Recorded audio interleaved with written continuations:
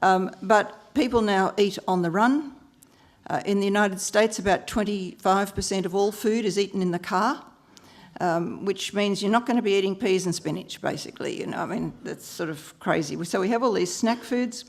We have sweet drinks being very common because people think that they will give them energy. Now, we do measure energy in terms of kilojoules, but that's not really the way you should do it. Breakfast is going, and the evening meal is disappearing in many families.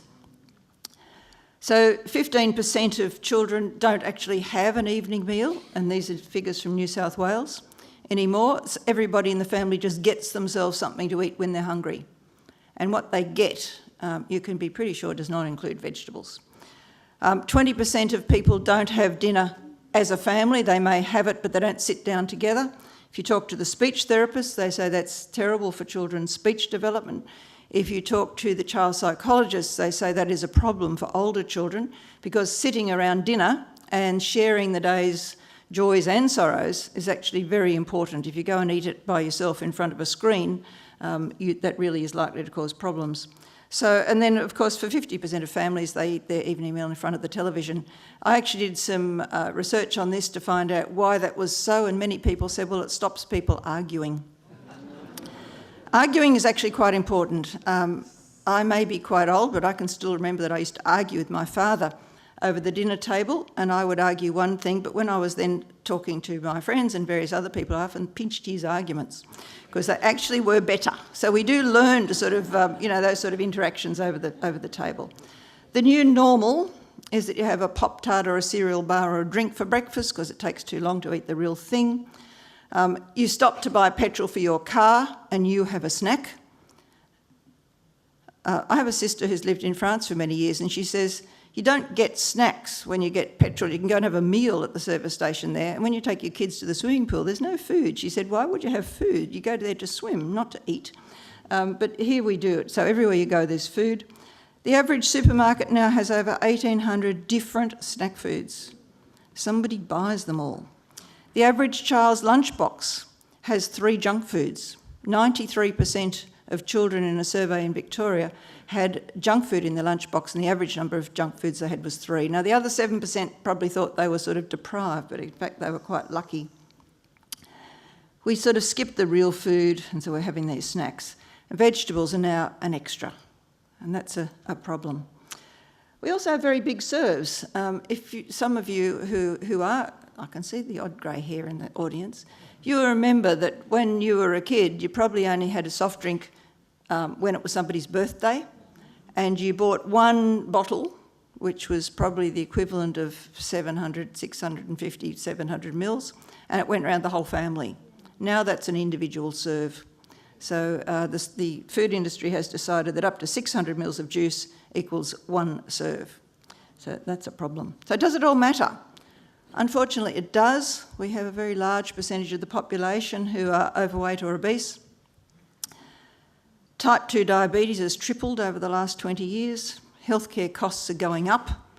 And it will actually be type 2 diabetes that brings about some action, I think, because the costs of that and the fact that that increases then risks of heart disease particularly is going to mean that this is totally unsustainable. We really do need to get healthier.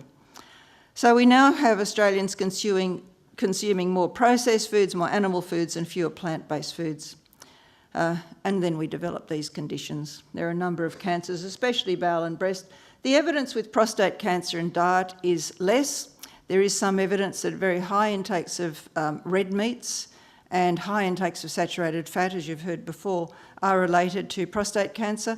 But it's hard to sort of pull things out. But for bowel cancer, certainly, and for breast cancer in postmenopausal women, we have very clear links with diet, but particularly with bowel cancer for too many animal foods and not enough plant foods.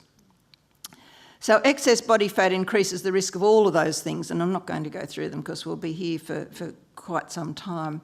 Not least of them, though, is the fact that if you're carrying around too much weight, you can expect your knees to go. And in children who are overweight, we see that they have much more likely to have back problems and problems with their knees and feet, which then makes it hard for them to exercise, which means that they then are more likely to get fatter. So I just better be, that's the decency bit.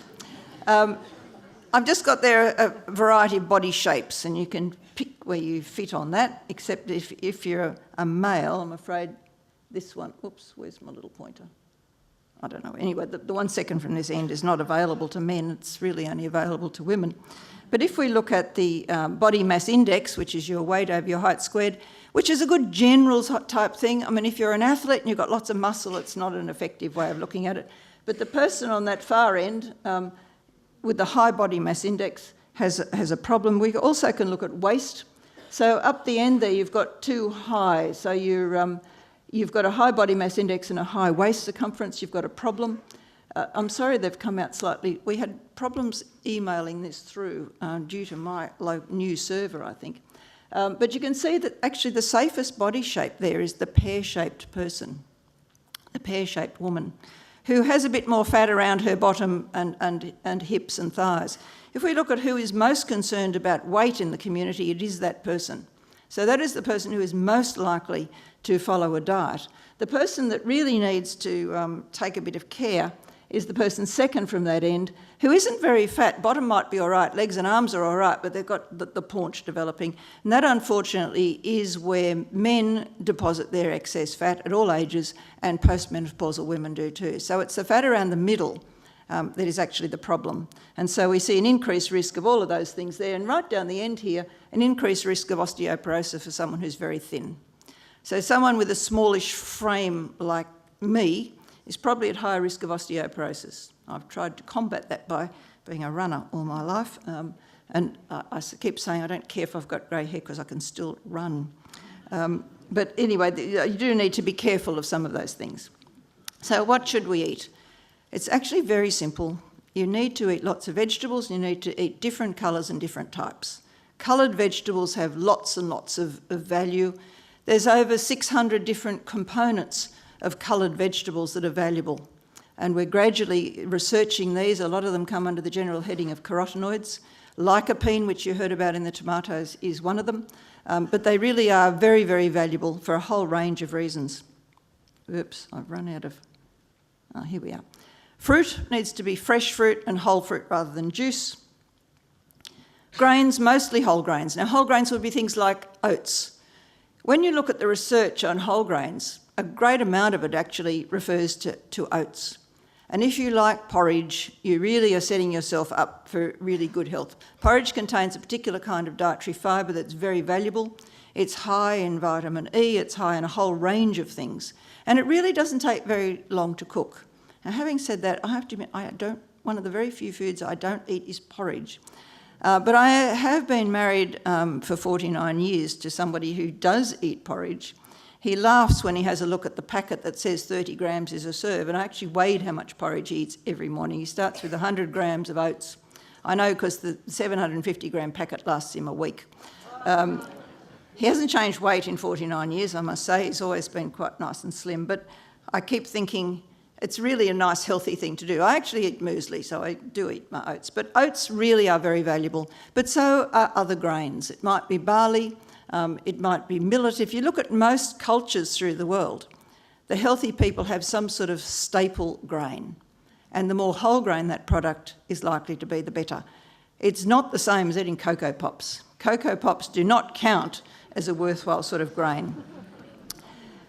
The fourth food group actually has lean meat, but we're suggesting people eat less lean meat, particularly men, because men in Australia tend to have much more meat than women. If anybody needs the meat, it's the women because it's such a good source of iron. But if you don't eat meat at all, that's fine.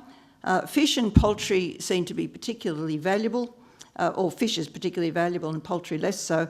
Just while I'm on fish, we had a look at the fish oils last time. Fish oils are being widely consumed by people. Now, some of my colleagues have been analysing the fish oil supplements that are available on the market, and they find that a very large percentage of them actually have rancid oil in them. And you don't notice that. If the fish was rancid, you wouldn't eat it. Rancid fish oils are really bad. And a study that was done on all of the supplements, the fish oil supplements that are sold in New Zealand and was reported a couple of weeks ago, found that very, very few of them had anything like what was listed on the label. Some of them had only 20% of the content. They had different fatty acids. So if you're taking fish oils, I'd suggest you eat some fish.